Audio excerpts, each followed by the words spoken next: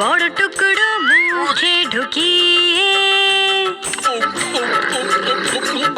মুখ খুলে পুরো কলাচি বলো।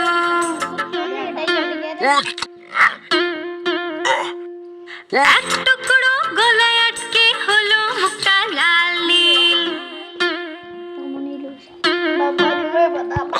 ভালুক দাদা তখন বাদুর মামার পিঠ চাপড়ে জল খাইয়ে বোঝালো ওকে, মুখে খাবার কখনো বেশি নিও না, ছোট টুকরো নেবে, মুখ বন্ধ করে চিবোবে। মুখে খাবার কখনো বেশি নেবে না, ছোট টুকরো নেবে, মুখ বন্ধ করে চিবোবে।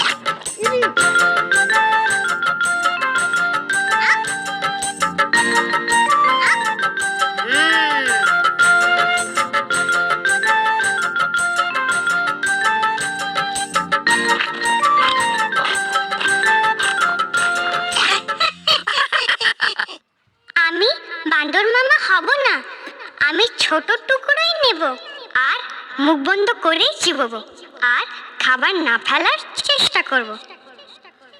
তোমাদের খাবার কিভাবে খাও কমেন্টে লিখে আমাদের জানাও।